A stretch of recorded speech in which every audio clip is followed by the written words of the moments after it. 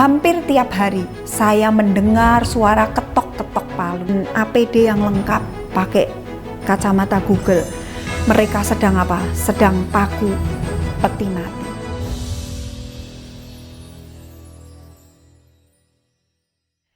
Shalom, saya Andrini dari Solo, Indonesia.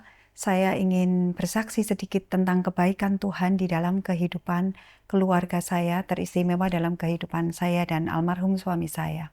Bagaimana saat kita semua waktu itu mencekam, suasana yang begitu mencekam karena situasi COVID. Dan kami, saya dan almarhum suami saya, kami mengalaminya. Beberapa waktu yang lalu, saat di tahun 2020, suami saya tertular oleh kawannya, dia tertular dan akhirnya dia reaktif. Dan saat itu, saat dia merasa badannya kurang enak, saya buat steam inhalation. Dan kami tidak tahu apa yang terjadi, tapi waktu itu suami saya kemudian ada accident.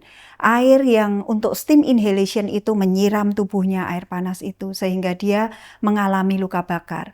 Tapi karena waktu itu semua orang termasuk suami saya tidak mau waktu itu dibawa ke rumah sakit karena takut. Di Indonesia semua bilang semua yang sakit datang ke rumah sakit selalu dibilang COVID. Waktu itu kami juga belum tahu kalau suami saya sudah reaktif. Tapi singkat kata akhirnya ternyata suami saya memang dia reaktif. Dan akhirnya dia harus masuk ke ruang isolasi. Di ruang isolasi, suami saya di rumah sakit yang pertama itu, suami saya diisolasi sendiri bersama dengan 6 orang yang lain yang sama sekali tidak dikenalnya. Karena luka bakarnya, dia tidak bisa dirawat di kamar bedah. Seharusnya dia mengalami operasi. Tapi karena dia reaktif, dokter mengatakan dia tidak bisa dibedah karena ruang bedah, ruang operasi itu hanya untuk yang pasien yang sehat, bukan pasien yang mengalami COVID. Jadi suami saya harus diselesaikan dulu COVID-nya. Sehingga suami saya masuk di ruangan isolasi. Namun beberapa waktu kemudian, beberapa hari, sekitar 5 hari, suami saya kontak saya dan dia mengatakan di rumah sakit itu dia sama sekali tidak bisa merasakan badannya lebih sehat. Jadi saya berpikir bahwa saya harus minta kesempatan untuk memindahkan suami saya dari rumah sakit pemerintah ini ke rumah sakit swasta. Dan Tuhan buka jalan. Akhirnya tersedia satu ruangan di rumah sakit swasta itu puji Tuhan, Tuhan berikan satu orang sahabat yang dia anaknya menjadi direktur rumah sakit swasta itu dan mereka menyediakan satu kamar untuk suami saya. Namun suami saya tidak bisa berdikari atau melakukan semua sendiri karena kondisinya yang luka bakar. Saya berpikir dia harus ada yang merawat. Jadi saya bilang, boleh tak saya masuk ke ruangan itu? Dokter bilang kalau saya tidak positif, itu tidak mungkin boleh masuk di ruangan isolasi. Karena saat itu semua orang mengantri queuing untuk masuk ke ruang isolasi. Jadi kalau saya tidak positif, tidak mungkin bisa masuk di ruang isolasi. Namun Tuhan buka jalan lagi. Saya bersyukur saat itu saya tes PCR dan saya positif. Saya positif tapi saya tidak ada simptom sama sekali. Saya tidak fever, saya tidak pilek, saya tidak headache dan saya tidak batuk, tidak coughing dan saya tidak merasakan sakit sama sekali di tubuh saya. Tapi hasil tes mengatakan saya positif COVID. Sehingga puji Tuhan, saya bisa masuk ke ruang isolasi di rumah sakit swasta itu bersama dengan suami saya. Dan Tuhan berikan saya kesempatan untuk merawat suami saya di rumah sakit itu, di ruangan isolasi itu. Anda tahu, di ruangan itu sungguh mencekam rasanya. Almost every day, hampir tiap hari, saya mendengar suara ketok-ketok palu. Saya berpikir, apa ini malam-malam ada orang ketok-ketok palu? Waktu itu saya melihat ke pintu, ya, ada pintu ruangan kamar saya. Kebetulan dia ada satu kaca kecil.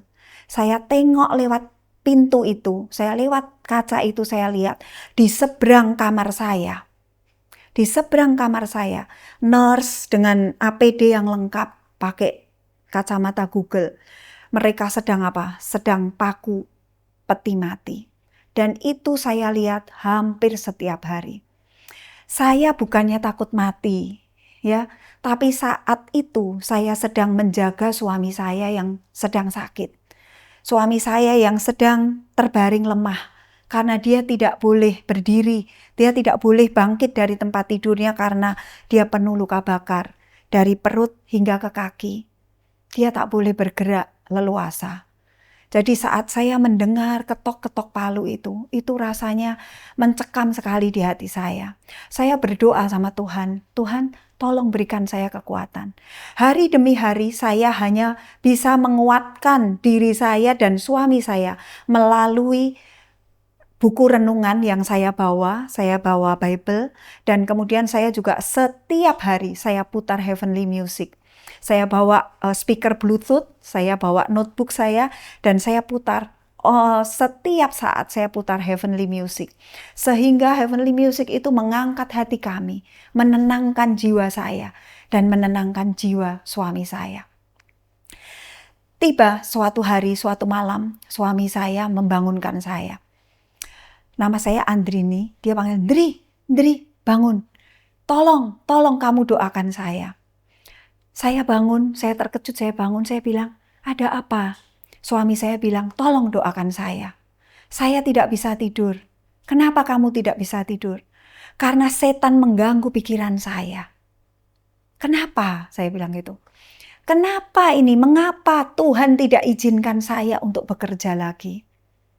Jadi background suami saya, bertahun-tahun yang lalu suami saya punya satu usaha. Dan usaha ini jatuh karena ada tight money policy dari pemerintah Indonesia waktu itu, berpuluh tahun yang lalu. Jadi suami saya di dalam hatinya, dia ingin untuk bangun kembali perusahaannya. Dan itu menjadi impiannya yang terbesar di dalam hidupnya. Saat dia merasakan badannya lemah, dia merasa bahwa Tuhan tidak izinkan dia untuk dia membangun kembali usahanya. Kenapa Tuhan tidak izinkan saya? Saya bilang, oke, kalau memang Tuhan izinkan, Tuhan akan beri untuk kamu. Ayo kita berdoa. Saat itu kami berdoa. Saya berdoa dengan cukup keras karena kami hanya berdua di ruangan itu.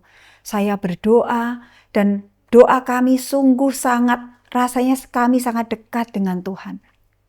Dan puji Tuhan, sejak malam itu suami saya tidak pernah terganggu lagi istirahatnya, tidurnya. Namun beberapa hari berikutnya, suami saya berkata sendiri, tiba-tiba dia mengucapkan satu kalimat yang saya pun terkejut. Ini yang dikatakan suami saya. Saya tidak dapat lagi menyangkali Tuhan.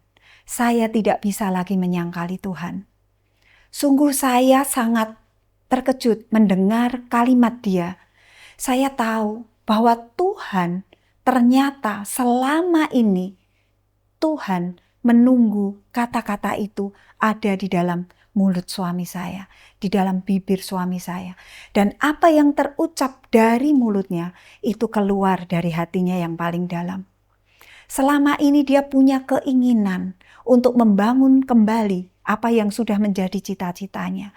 Tapi saat dia menyadari keadaannya yang lemah, dia bilang, aku sudah tidak bisa lagi menyangkali Tuhan. Dia merasakan betapa Tuhan itu lebih besar dari segala sesuatu yang sudah dia rencanakan. Dan saat itu saya bersyukur.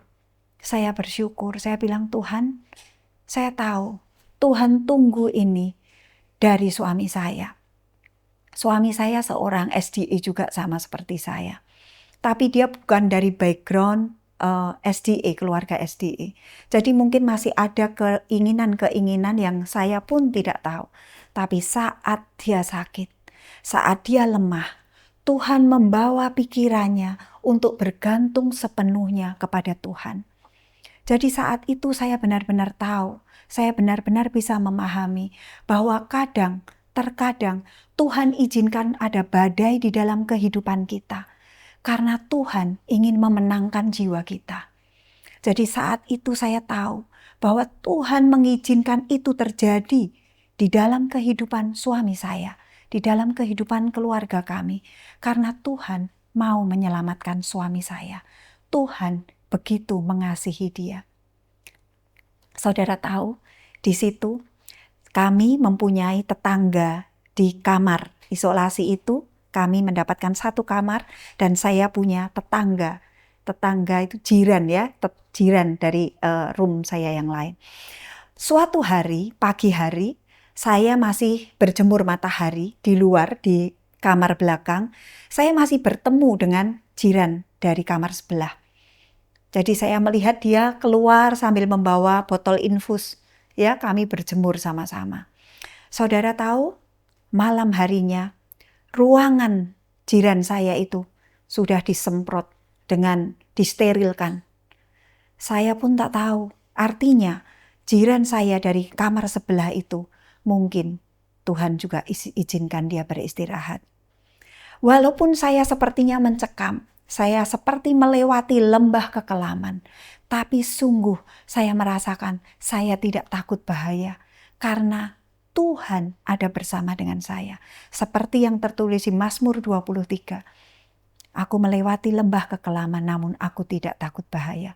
Setiap malam puji Tuhan, saya bisa tidur dengan nyenyak. Suami saya pun bisa berbaring, bisa tidur dengan cukup nyenyak. Kalau misalkan saya tidak bisa tidur dengan nyenyak, siapa yang akan rawat suami saya?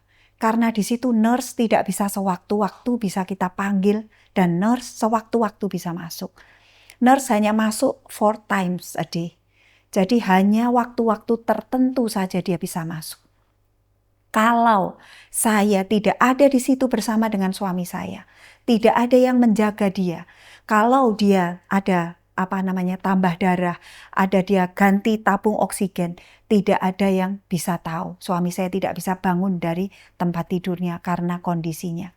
Suami saya tidak bisa dengan WhatsApp. Suami saya tidak bisa chat, tidak bisa menggunakan Android. Jadi sungguh saya lihat Tuhan sangat tahu kondisi seseorang. Ya, dan Tuhan taruh saya di sana untuk benar-benar membantu suami saya. Tuhan mau mengubah hati saya mungkin. Tuhan mau memproses saya, memproses suami saya melalui situasi yang seperti itu. Itu karena kasih Tuhan kepada kami. Saya tidak ada simptom, tapi saya bisa ada di ruangan isolasi. Dokter pun waktu itu terkejut waktu melihat saya tidak ada simptom.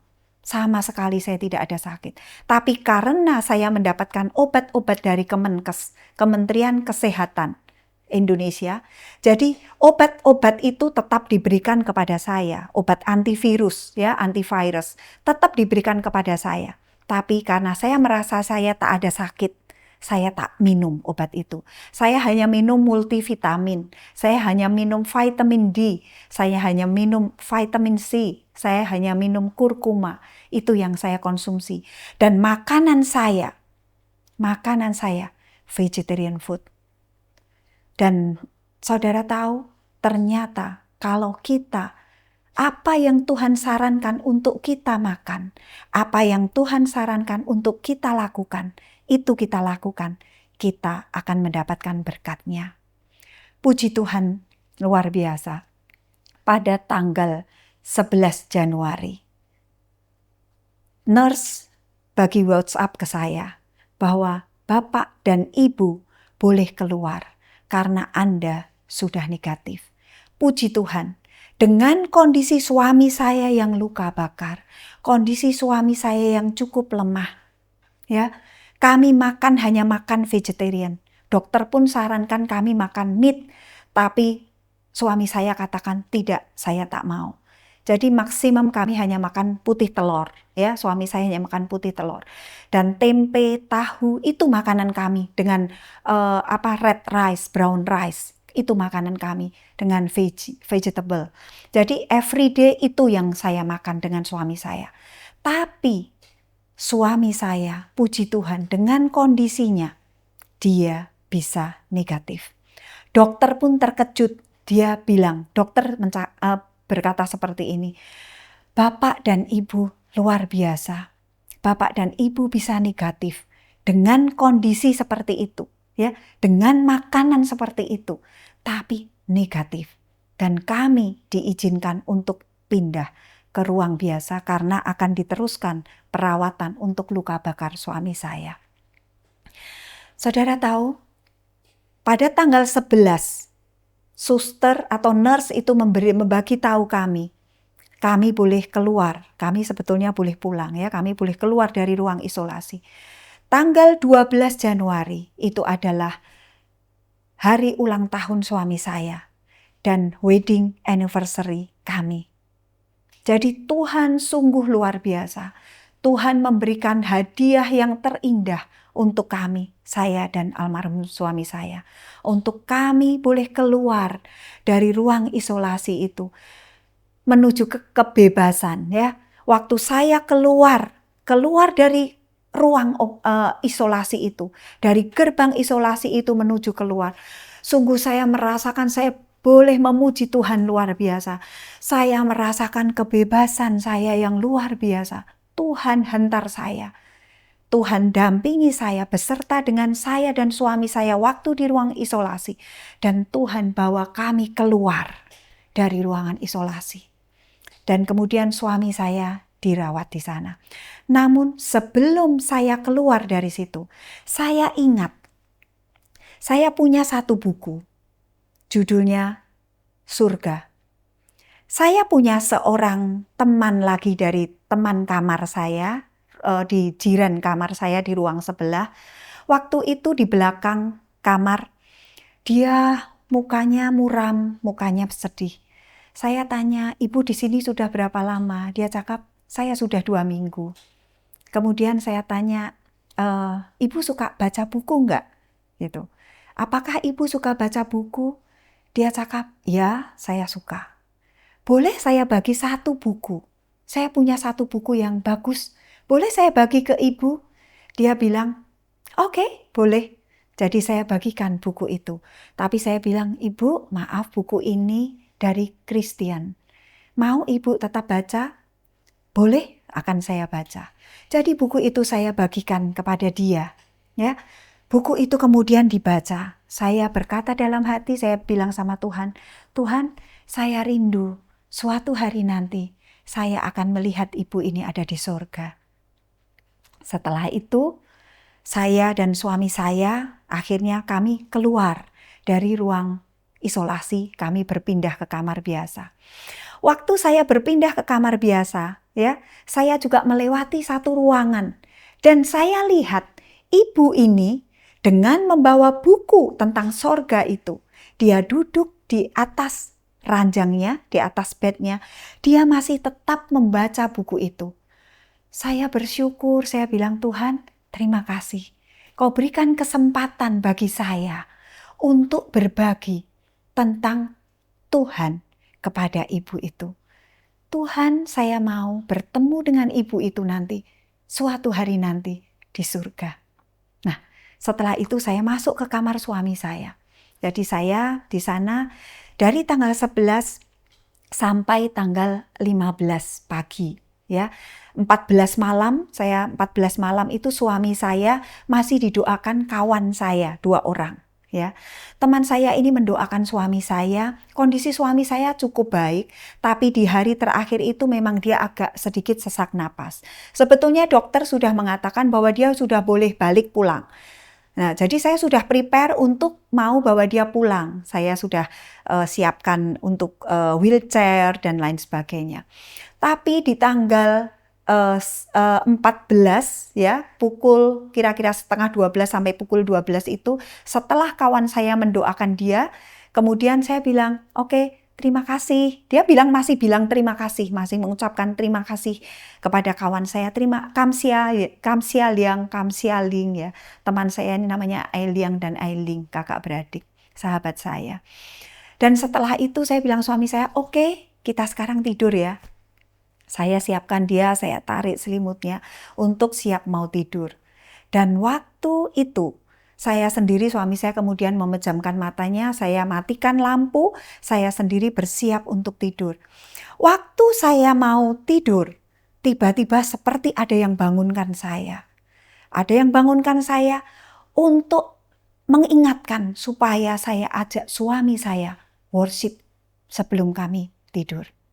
Kemudian saya bangun dan saya tarik kursi, saya tidak nyalakan lampu lagi karena masih ada lampu kecil.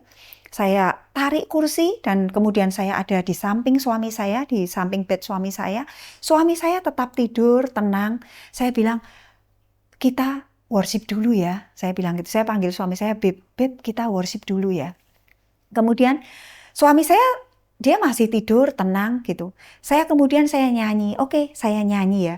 Saya nyanyi, tiap hari aku selalu berjalan, ku teguh hadapi cobaan. Hanya lagu itu yang tersirat di dalam pikiran saya. Karena waktu itu saya sudah cukup lelah dan saya sangat mengantuk. Saya sungguh sleepy waktu itu. Setelah itu saya baca satu buku, satu kitab Mazmur, tapi saya lupa Mazmur berapa, tapi saya ingat kitabnya Mazmur. Saya baca, setelah itu saya berdoa. Setelah itu saya bilang sama suami saya, oke, kita tidur ya sampai besok. Kemudian saya masuk ke bed saya sendiri dan saya kemudian tidur. Itu sekitar pukul 12.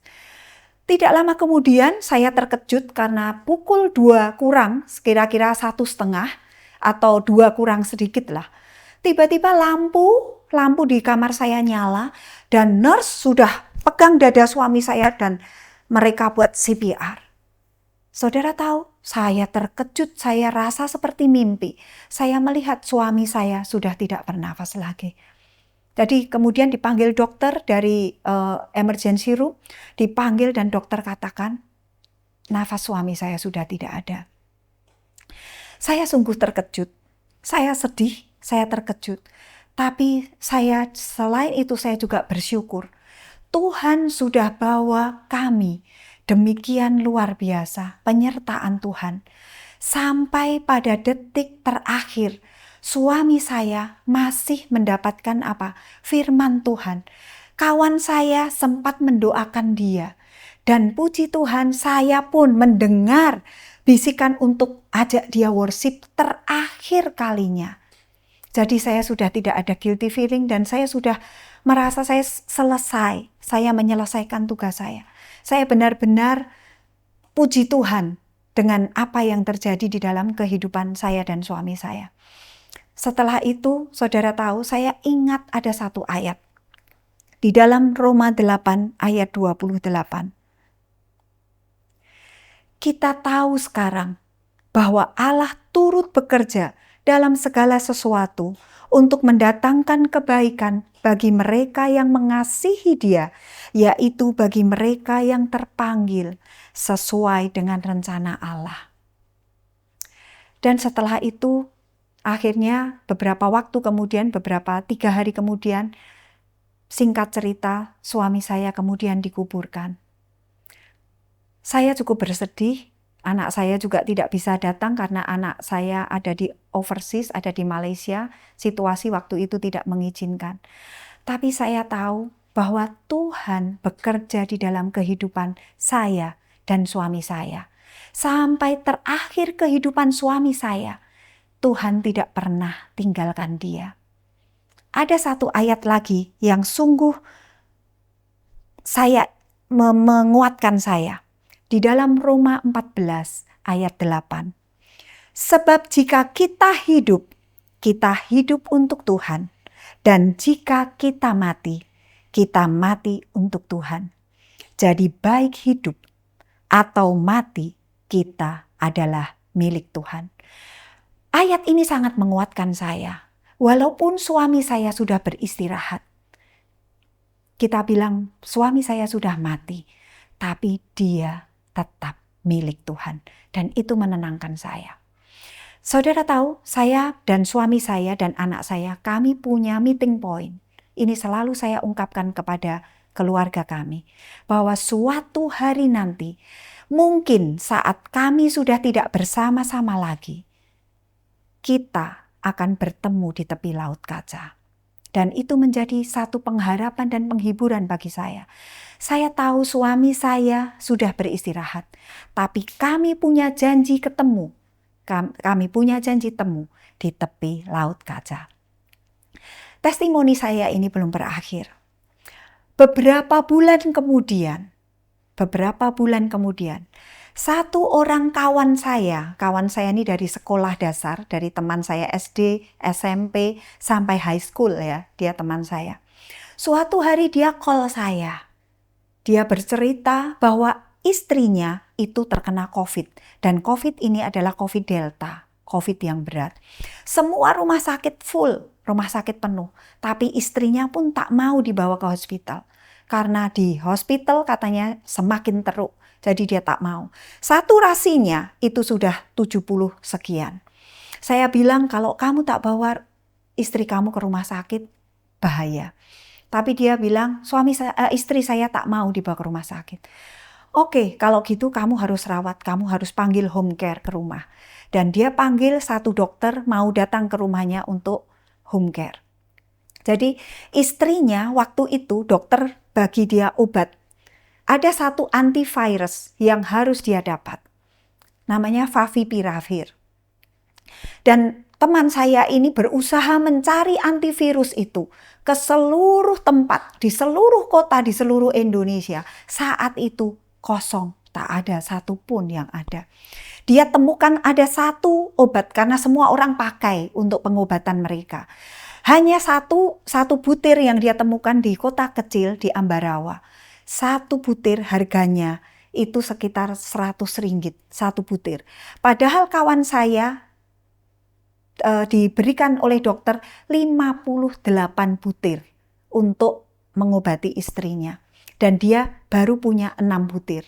Jadi dia masih kurang 52 butir atau 52 pil untuk istrinya. Waktu dia bilang ke saya tanya, kamu butuh berapa? 52. Oke, kamu ke rumah saya. Saudara tahu, obat yang tidak saya minum di rumah sakit. Ya, saya positif, tapi karena saya tidak ada simptom, saya tidak pernah minum antivirus itu. Saya bawa pulang obat itu dan ternyata Tuhan siapkan itu untuk istri kawan saya. Obat itu saya ambil dan saya berikan kepada kawan saya. Dan puji Tuhan, sampai hari ini istrinya masih hidup. Jadi saudara tahu, saya seperti diingatkan. Jadi saat kita ada di dalam masa kesesakan pun, Tuhan mau gunakan kita untuk bisa menjadi berkat. Asal kita menyiapkan diri kita untuk menjadi kemuliaan bagi Tuhan. Saya bersyukur saya mengalami semua ini. Saya tidak mengeluh. Saya tahu bahwa Tuhan punya rencana yang indah untuk saya, untuk suami saya, untuk kawan saya dan istrinya, untuk kita semua. Tuhan sungguh baik. Jadi baik hidup ataupun mati, kita adalah milik Kristus. Bagaimanapun kondisi kita, jika Anda yang sedang mendengar testimoni ini, Anda sedang mengalami kesesakan di dalam kehidupan Anda sedang mengalami penderitaan dalam kehidupan Anda, lihatlah ke atas, tengok ke atas, berharaplah kepada Tuhan. Karena Tuhan sudah menyediakan hari depan yang penuh harapan untuk kita semua. Tuhan tidak pernah mau mengharapkan kita celaka. Apapun yang terjadi dalam kehidupan kita, itu pasti akan membawa kita kepada satu hari depan yang penuh pengharapan. Kiranya testimoni singkat saya ini menguatkan kita semua, menguatkan saudara, menguatkan saya, menguatkan kita semua menjelang kedatangan Tuhan yang kedua. Dan saat Tuhan datang yang kedua, saya akan bertemu kembali dengan kekasih hati saya, suami saya, almarhum mama saya, papa saya, dan orang-orang yang kita kasihi, kita akan bertemu muka dengan muka. Dan kita akan bertemu muka dengan Kristus yang sudah lama kita tunggu. Kiranya ini menjadi satu pengharapan yang besar bagi kita semua. Tuhan memberkati.